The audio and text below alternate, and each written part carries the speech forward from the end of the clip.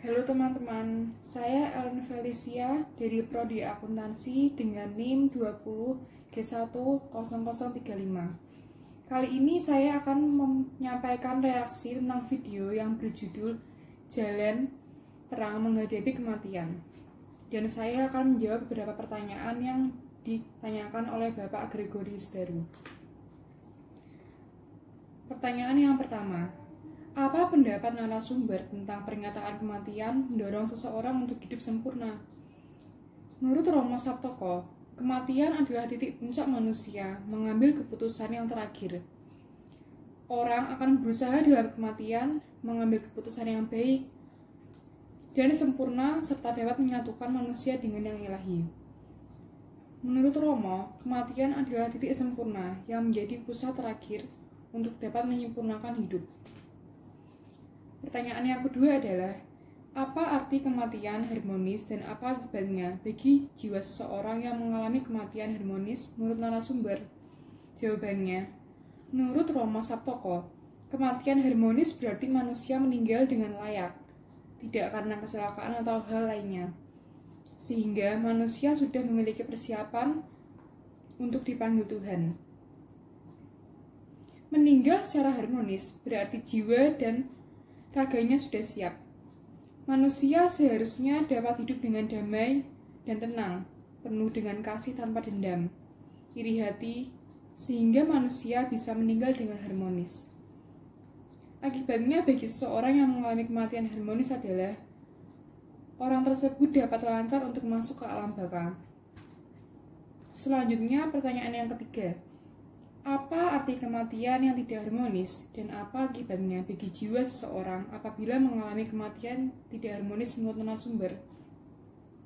Jawabannya, menurut Romo Saptoko, kematian yang tidak harmonis adalah manusia meninggal secara tidak layak, seperti karena kecelakaan dan masih memiliki dendam. Akibat bagi seseorang yang mengalami kematian tidak harmonis adalah arwahnya bepergian kemana-mana. Orang yang mati dengan tidak harmonis akan berada di alam fana, dan mereka akan menderita. Jika orang tersebut ingin sesuatu, ia tidak akan mendapatkannya. Pertanyaan yang keempat, menurut agama dan keyakinan masing-masing, jelaskan tentang alam fana dan alam baka secara singkat. Alam baka atau dunia roh, menurut keyakinan saya adalah sebuah tempat menanti, belajar, dan beristirahat dari persoalan dan kedukaan. Roh yang meninggal akan tinggal di sana hingga orang yang meninggal siap bagi kebangkitannya. Lalu tubuh yang fana akan dipersatukan dengan roh dan akan menerima tingkat kemuliaan. Jika roh orang-orang benar diterima dalam keadaan bahagia yang disebut Firdaus, maka mereka akan beristirahat dari segala kesulitan. Jika roh tersebut jahat, mereka akan dicampakkan ke tempat yang sangat gelap. Alam fana adalah alam atau dunia yang merupakan tempat tinggal kita sekarang. Saya mengambil salah satu kutipan dari kitab 2 Korintus 5 ayat 1 yang berbunyi, karena kami tahu bahwa jika kemah tempat kediaman kita di bumi ini dibongkar, Allah telah menyediakan suatu tempat kediaman di sorga bagi kita, suatu tempat kediaman yang kekal yang tidak dapat dibuat oleh tangan manusia. Selanjutnya, pertanyaan yang kelima. Apa yang harus dilakukan manusia agar mendapatkan keselamatan sejati?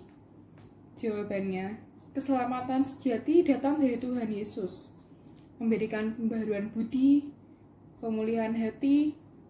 Yang harus dilakukan manusia agar mendapat keselamatan sejati adalah dengan menerima Yesus sebagai Tuhan dan Juru Selamat, serta dengan bertobat. Pertobatan akan membawa seseorang pada keselamatan yang ditawarkan oleh Allah. Kita juga harus percaya pada Yesus agar kita diselamatkan. Saya mengambil kutipan dari kitab Yohanes 14 ayat 6 yang berbunyi, kata Yesus kepadanya, Akulah jalan dan kebenaran dan hidup. Tidak ada seorang pun yang datang kepada Bapa kalau tidak melalui aku. Sekian dan terima kasih.